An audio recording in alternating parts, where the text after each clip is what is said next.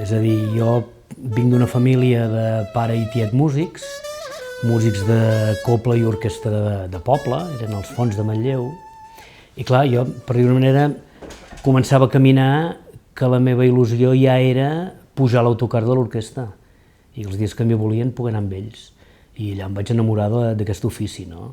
O sigui, jo, per mi, veure'ls amb ells a l'assaig, veure'ls, acompanyar-los, i clar, van anar passant els anys, i no? Un dia que anaven a fer una audició jo hi podia anar-hi, si un dia quan tocaven a Manlleu i feien el ball continu, que es deia aquella època, amb artistes dels anys 60-70, doncs clar, a mi em deixaven anar a la tarda quan muntaven, i quan obrien portes jo sortia per darrere, no? I per mi tot allò era mític, no? I encara ho segueix sent, perquè fins i tot aquests dies he recuperat tot un plec de postals que tinc d'artistes de l'època i orquestes, i la majoria dedicats que m'ho deia el meu pare com a regal quan compartia amb artistes de l'època. I clar, per mi tot allò era mític. I la il·lusió de la meva vida era seguir vinculat en aquell món, i clar, era fent-ho de músic. Començar els meus inicis amb que jo estava estudiant clarinet amb l'escola aquella, i clar, va ser a l'arribada de la democràcia que, és a dir, s'estava guanyant al carrer a base de festa popular, cercaviles, grups d'animació i tal. I a Manlleu, en el barri de Gràcia, doncs es va fer un grup d'animació per les festes del bar i això, i em van dir per què no vens a tocar amb nosaltres, i penso que aquell va ser el moment adequat perquè se'm convidés a tocar amb d'altra gent, perquè jo estava cansat d'escales i de tal, i de lliçons, i volia tocar amb gent, no? I va ser quan, clar, de cop i volta et trobes amb gent tocant diferents instruments, tan variat com estaves tu tocant el clarinet, però al costat hi havia una gralla o un bombardino, i saps? I clar, tot allò em va obrir a molts estils, I va ser això, 2 o 3 anys de música popular, que en fèiem nosaltres, i el propi grup va decidir convertir-se en orquestra, una mica amb la línia de plateria, salseta o apatxa de l'època, i vam crear l'Orquestra La Clenxa, que era una mena d'orquestra que era certs tocs una mica de comedians, una mica aquesta línia, no? Però fent música popular de ball, és a dir, bolero, xa-xa-xa, rock. Quan torno, passo un temps allò d'aviam què faré, m'hi dedico o no m'hi dedico, què trobaré, i el primer que em surt és l'orquestrina a la Singular. I allà, clar, tocava el clarinet, el tenor, i em diuen i has de tocar el tible. I aquí, pum, tornen als meus orígens. I vaig trobar un tiple d'un senyor gran del meu poble que havia tocat amb el meu pare, i clar, també era una orquestrina molt hippie, i jo duia el tiple amb una capsa de sabates. Que encara hi ha gent que m'ho recorda, quan trobo el Pep Pasqual, que érem companys, recordo el teu tiple amb una capsa de sabates, no? Era una cobla típica, amb esperners d'espart i amb americanes roses però envellides, i bueno. Va ser una temporada allà, després em va sortir una orquestra ja, l'Orquestra Pacífica, una orquestra de Granollers, de ball normal, i en aquells mateixos moments comença el fenomen, hi havia un grup que havia compartit molt jo a l'època de la Clenxa, que era els Doble Boble, però que era un grup de ball. I de cop i volta diu, no, és que farem un disc de temes propis, i voldríem que vinguessis a gravar el saxo del disc. Vaig anar a gravar el saxo del disc, i al cap de 4 dies de sortir el disc, es converteix en un fenomen de l'època, comença a sonar a les ràdios, comença a sortir molts bolos, intento compaginar amb l'orquestra aquella que tenia, que em donava una certa estabilitat, i m'aboco i em tiro de cap al rock català.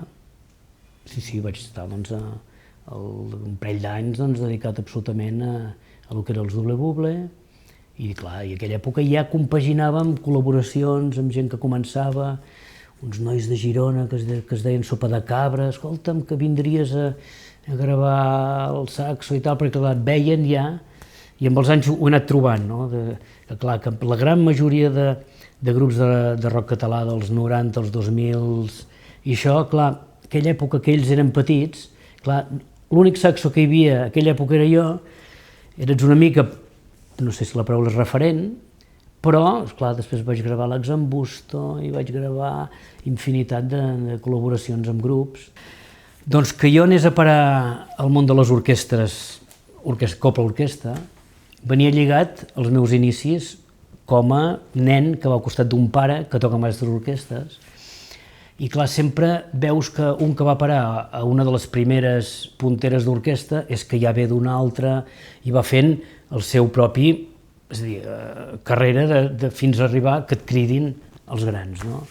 I clar, jo em vaig trobar doncs, que de cop i volta, sense haver, com qui diguéssim, tocat mai amb copla-orquestra, a part de la singular, que allò era una història molt hippie, com deien, ostres, que et vingui a buscar la meravella, clar, a mi primer em va frapar, clar, ostres, venia doncs, de fer, aquell moment acabava de fer sopa de cabra, havia fet salseta, i estava al cap de, bueno, quan ja vaig dir que sí endavant, doncs després em va sortir llac, doncs clar, jo potser si m'hagués vingut a buscar alguna altra orquestra potser hauria dit que no. Però una mica pel referent que havia estat l'orquestra, doncs pel meu pare, pels músics de l'època, que et vingui a buscar la meravella, i en el meu cas anar a substituir l'Oller, per mi allò és que no em podia negar. És a dir, jo havia de provar-ho. Jo vaig dir, ho provaré, i si no m'agrada o no m'hi trobo gust, ja ho hauré fet i espero deixar bon record. I així es va anar. I vaig entrar en lloc de l'Oller quan es va jubilar, que és la persona, el saxofonista, no és un, és el saxofonista de les orquestres, provenia del món del jazz i tal, i una mica per aquesta regla de tres em van una mica escollir, no? A mi quan la Meravella em va venir a buscar em va dir, no, és que volem una mica aquest teu tarannà, que vens d'un altre món que no és les orquestres, per les idees que ens pots aportar ens pot anar bé, i clar, per mi, ostres, doncs tot aquell llenguatge de tota la secció junts, tocava fer el segon tenor amb la tenora, ostres, per mi era un repte molt gran, no? I el temps que hi vaig ser, que van ser 2 anys, jo ho vaig disfrutar molt, perquè vaig poder aportar coses que jo n'estic molt orgullós, vull dir que qui hauria dit aquella època doncs, que les orquestres doncs, a la secció de metalls sortirien de darrere, es plantarien a davant, cosa que no feia, no vaig proposar, o que un músic saltaria de l'escenari i es barrejaria amb el públic. Quan jo els hi proposava era com un sacrilegi, i el primer dia que ho vaig fer, a partir d'aquell dia ho vaig fer cada dia, tarda i nit. Vull dir que, bueno, n'estic molt orgullós. Home, hi ha el format de les grans gires, que jo no m'hauria imaginat mai que acabés podent-hi anar, no? O sigui, clar, les grans gires es mouen habitualment, a l'estat espanyol es mou des de Madrid, les oficines, tot està allà, aquí és molt complicat. I clar, de cop i volta, doncs, Operación Triunfo, fenomen, Jazz Music, Barcelona, i, clar, acaba el programa i aquells artistes, que ara és un boom, en aquell moment era el boom no va más del mercat, que han de muntar unes bandes pels directes del disco de cada un dels artistes, no? Contacten Jazz Music amb oficines de Madrid per gestionar tot aquest d'això, però la Trinca concretament decideixen que 2 o 3 bandes surtin de músics a Barcelona. Decideixen que el projecte del David Bisbal ha de ser músics d'aquí. Una mica seguint el tarannà del que hi havia hagut de música aquí, no? És a dir, tot el tema, ostres, més salsa, més llatí, més, ostres, Gato Pérez, saps? I diuen, ostres, aquí està la gent, no? I una de les bandes, clar, era la que van muntar pel David, i amb aquesta, doncs mira, que ara vull la trucada, aviam si vull formar part doncs, de la banda del David Bisbal per una gira d'estiu, que havien de ser 75 concerts per tot l'estat espanyol, amb el primer disc, el de l'Ave Maria, ¿cuándo serás mía? I ostres, jo vaig dir, m'hi apunto ràpid. Clar que vaig dir que sí. No? És una cosa que pensava que no arribaria a poder-ho disfrutar, el fet aquest, ostres, d'aquest format, i el que havia de ser mig any es van convertir en 7 anys i mig de la meva vida. No?